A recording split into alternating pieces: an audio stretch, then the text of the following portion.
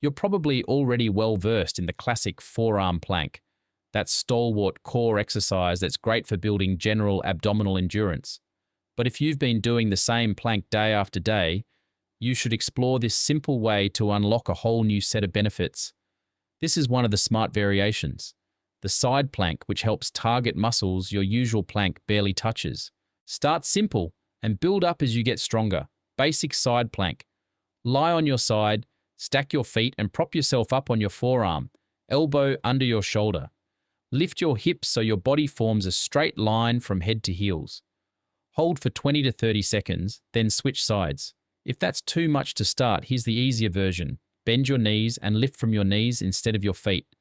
That reduces the load while still engaging your obliques directly. Once the basic hold feels solid, here's the harder version. Lift your top arm straight up toward the ceiling or add a hip dip, lowering and lifting your hips a few inches without losing the line. Whichever version you're on, the same cue applies. Keep your hips high and your core tight. Don't let your bottom hip sag. That's what actually makes your obliques do the work. A few things to lock in from the start. Keep your shoulders stacked directly above your elbow or your wrist. If you're pressed up on your hand, that keeps a strong line of support and protects your shoulder joint. Before you lift your hips, check that your elbow sits right under your shoulder and your forearm points straight ahead, so wrist, elbow, and shoulder form one clean vertical line. Keep your head in line with your spine. No dropping, no craning. Ears stacked over your shoulders, eyes forward or slightly up, and breathe steadily the whole way through. Inhale through your nose, exhale through your mouth, core engage the entire hold. Holding your breath just adds tension and cuts your hold time short. Here's why this move earns its place. The side plank is a powerhouse for your obliques, the muscles running along the sides of your torso. There are two layers, the external obliques closer to the surface and the internal obliques underneath. Together, they're crucial for rotating your trunk, stabilizing your spine, and even helping prevent low back and hip pain. Studies measuring muscle activity directly, with electrodes on the muscle itself, consistently show side planks producing meaningfully higher oblique activation than a standard prone plank. And this isn't just about how your midsection looks. Your obliques do real work every day. Turning to look behind you while driving, carrying groceries in from the car, keeping your balance while playing with your kids. Add side planks into your routine, and you're not just doing more planks. You're building a more resilient, functional core that supports your metabolism and your posture right along with it.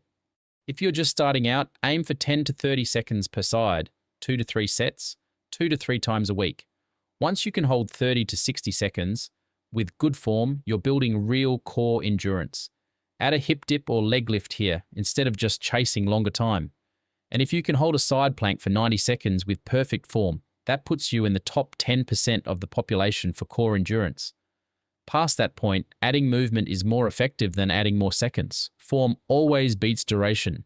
15 seconds done perfectly is worth more than 60 seconds with your hips sagging. Once you've got the side plank down, there's a whole toolkit of other plank variations depending on what you're actually trying to work on. For example, a straight arm high plank that shifts more load onto your shoulders and chest. Then you have plank jacks that turn it into cardio, and a reverse plank that flips the focus onto your hamstrings and glutes, and a handful of others in between. 15 variations in total, each one hitting something a little different. Comment below and let me know which one you want a full breakdown of next. You don't need to throw out your regular plank. Front and side train different things, and a well-rounded core wants both. But if all you've ever done is the front version, your obliques have been sitting this one out. Give them their turn. That's training smarter, not harder. Thanks for watching.